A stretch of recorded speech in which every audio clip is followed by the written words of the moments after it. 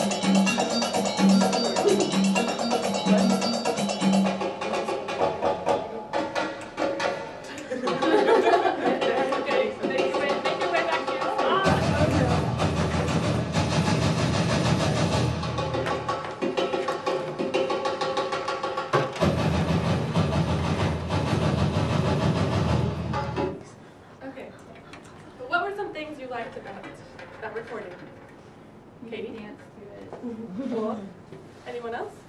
They had triplets and other stuff. So it's yes, that was one question I was going to ask. What were some rhythms you heard within that piece? Triplets? Any others? Eighth notes. So what could we say? Oh yeah. Yeah, this is correct. There are, just like in the recording we just heard, in this piece there are also eighth notes and triplets, and they're combined different ways. So as we're looking through this and playing through it, I just want y'all to have the mindset that you did listening to this recording and kind of have that feel, walking around like we were. Awesome. So just to go over some of the things in the sounds incorporated in this piece, if you look through, what are some different sounds incorporated? Clapping? Yeah, clapping. Stomping. Clap. Okay. So for clapping, let's have it doesn't matter which hand is in your palm, but I want the sound to be in the palm of your hand. For your lap, just on the top of your thighs. And stomping. Awesome. Okay. Repeat after me.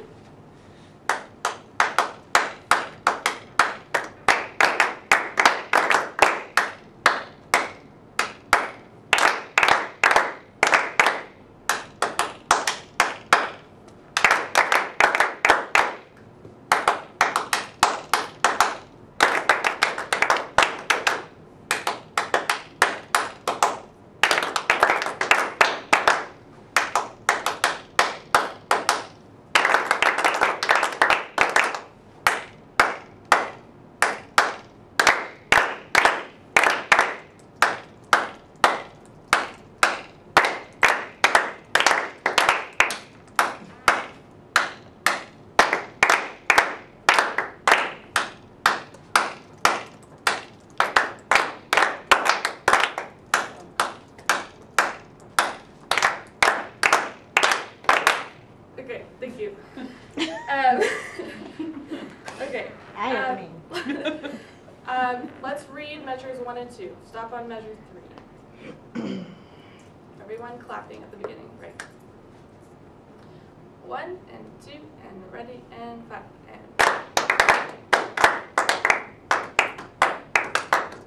Oh shoot, sorry. So I will be counting. I am conducting the quarter note. So we're going to be reading in 4/4. So don't disregard the cut time for now. We're going to be reading slower than the tempo march. Start at the finish. Same thing. Measures 1 and 2. 1 and 2 and ready and clap and.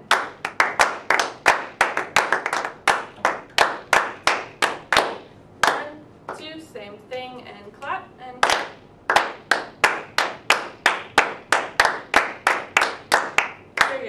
going to go faster this time. 1, 2, and 1, 2, ready, clap. Good. So does this pattern continue on anywhere else? Do you see it anywhere else? Yes. Where does the music change?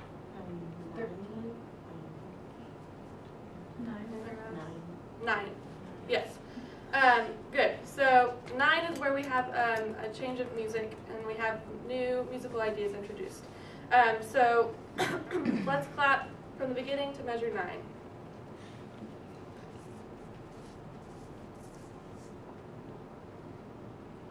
One, 2, and 1, 2, ready, clap.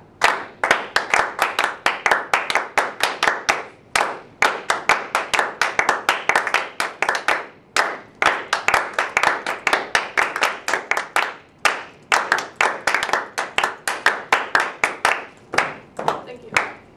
Part 3, can I hear you? Beginning to measure 9. 1, 2, and 1, 2, ready, clap.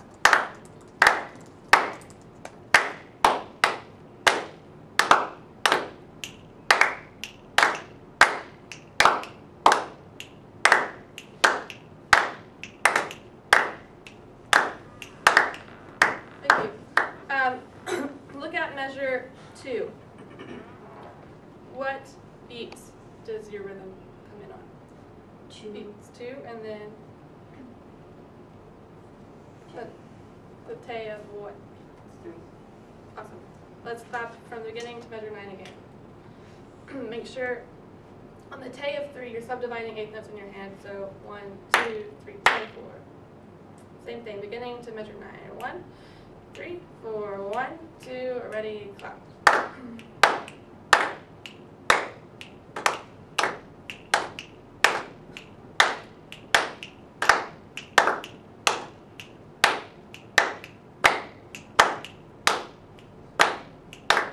Yes, that was much better. Okay, everyone, one more time from the beginning to measure 9. Everyone clapping. 1, and 2, and ready, and clap, and.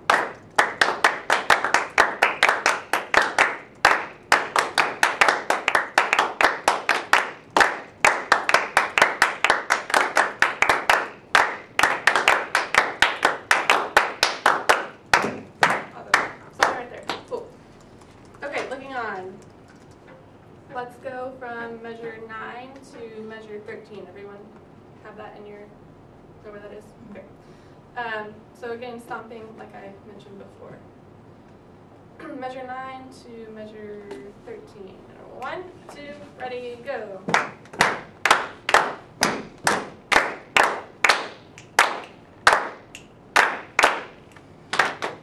Awesome. So we're going to play that one more time. Listen carefully to each other's parts this time.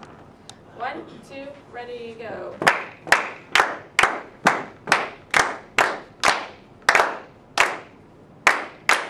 Thank you. What were some things that were similar in all of your parts? The last 2 measures we did were in unison, and then we had clapping when they had stomping, and vice versa. Cool. So, yeah, were people stomping at the same time or not? No. Who was stomping at a different time then? Okay. Cool. Yeah. So that's correct. Part 2 and 3, you stomp on beats 1 and 2. Part 1, you stomp on beats 3 and 4. So basically, we should have this steady quarter notes through measures 9 and 10. Excuse me. So think about that this time while we play. Same thing. 1, 2, ready, go.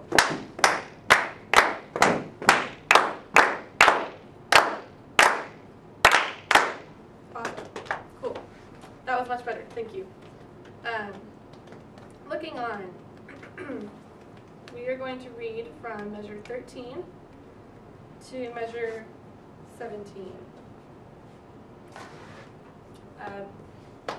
Look and make sure you're aware of what sound you're making at this section.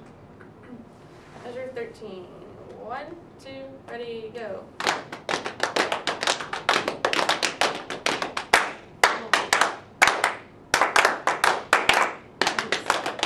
Thank you.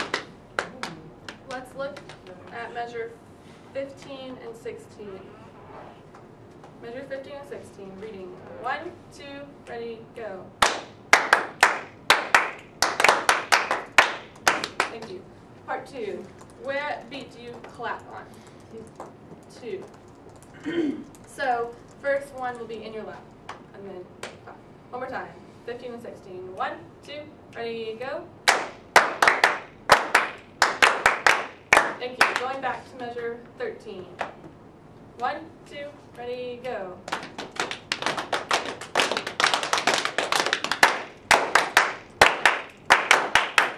Thank you. What did you hear in measures 13 and 14? Crescendo. Crescendo. Anything else? Composite rhythm. What was the composite rhythm, Krista? Triplets. Triplets. So, who does it pass among the group? Yes. So, here you can kind of think of the analogy of a marching bass line. Everyone did go in band, right? So we all kind of know when they have those runs, the idea is to have the rhythm be passed back and forth down the line without there being any interruptions within the rhythm or hiccups. So think of that in measure 13 and 14. This time, in measure 13 and 14, just say the beat that your triplet happens on. Does that make sense? So beat 1, 2, 3, or 4. 13 and 14. 1, 2, ready, go. 1, 2, 3, 4. 1, 2, 3, 4. One more time. Confident counting.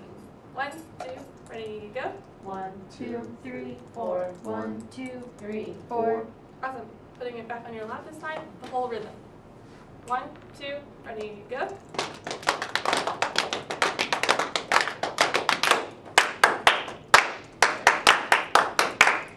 Good. Okay, starting there, reading on this time. I will cut you off.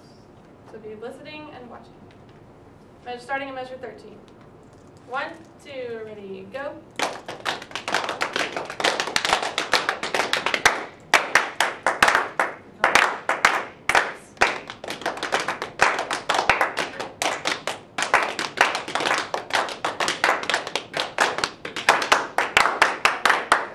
Thank you.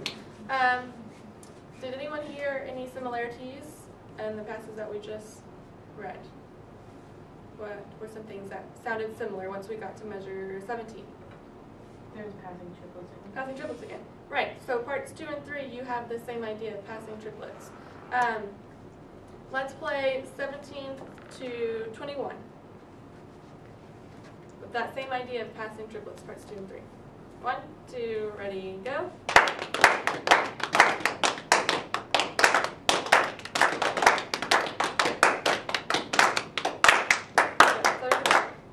Thank you. This time, you can place an agogic accent on the downbeat of each, on the downbeat of each rhythm. So it should sound. Make sense? So same thing, just parts 2 and 3 have the put the agogic on the downbeat. Measure 17 to 20. 1, 2, ready, go.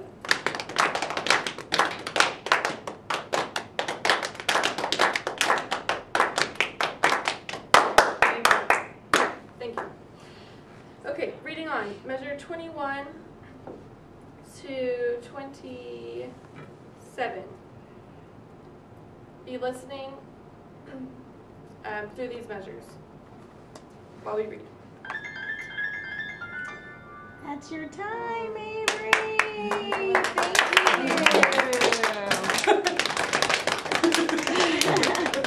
Great, thank you. Let's give Avery some feedback. What'd you guys think? Katie. The engagement activity was really great because it not only got us super excited about what we're about to do, but it internalized that subdivision and that inner rhythm, so it was really great. Very good, very good. Good, Ginny? I like that your title kind of goes with the piece. And then I like that the rhythms are difficult, but not too difficult. So they like make me think, but it isn't like out of my abilities. Yeah, appropriately challenging. Yeah, very appropriately challenging. Alyssa.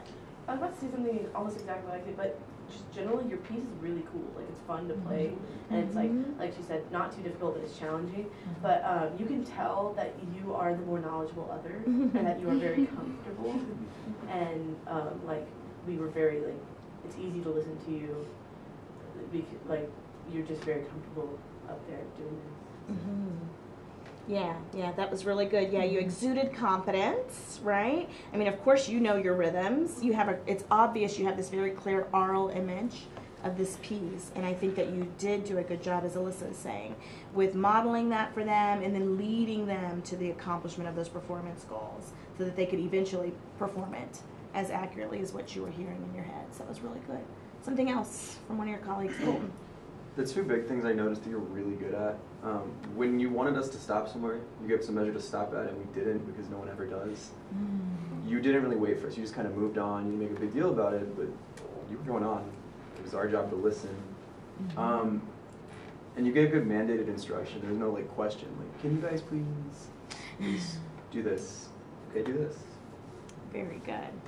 Yeah, and that's the way that you command, that teacher presence in the room. I like that phrase, the mandated instruction, because we don't want you asking. Because you ask kids, can we? That somebody's going to tell you no. Not today, not right now. Yeah, Colton would be that child. So sorry. Yeah, so you don't want to ask. So good for you for not asking but telling. Good. A couple of other things that I really liked about your teaching. I liked that you were insistent on their performing with a certain level of precision. Even when you had them doing like a call and response on a certain rhythmic figure and they weren't getting it, and I don't know if you guys realized she continued to repeat it, hoping you guys would get better, and then when it still wasn't improving, then she slowed it down. So that was all really good as a way to try to get them to perform at the level that you expected. So something that I would encourage you to do even that early in your lesson, though, is go ahead and incorporate some subdivision to assist them with that precision in their rhythmic performance. You did do some subdividing later on, and it really did help them. That was really, really good. And in fact, I'm trying to see, where is it? Yeah, you had part 3, think subdivisions in their heads. And that made a remarkable difference in their performance. I wonder, though, what else could you have done to have engaged the rest of the group in that part of the lesson when they were struggling with precision, they needed subdivision? What else could you have done? I could have the other parts keep the beat or keep 8th note subdivision clapping or something else. Yeah, I thought about that. Yeah, that would have been great. Yeah, so have some human metronomes in the room, let them do some work, get them engaged so they're not just sitting there while still improving part 3. Yeah, that was something to think about. And eye contact. So when you're giving instruction and you're interacting with them and giving them feedback, your eye contact's great. As soon as the music starts, boom, there goes your head, there go your eyes. So try to keep your eyes and your head up a little bit more. You wrote the piece, right? Yeah. So you don't really need to look at it so much. So just try to keep everything up. Good. Hannah? I really liked your warm-up exercise, walking around with music. And I think sometimes just playing music or listening to music is better than just saying something. So, for example, when you started, that you said, we're going to look through the music and blah, blah, blah. Actually, learn through the music is not that fun. You're a musician, so you know that, right? Without saying anything, just turn the music and then just let them work. Because you do music in your music class, not listening your talk. So I think when you do something with music, for example, demonstration or kinesthetic movement, when they do something, I think your lesson is more effective. And they get like quickly. So, but it was really good. Yeah. Lots of fun stuff. Very good. Very well done, Avery. Thank you. You guys are setting the tone in a wonderful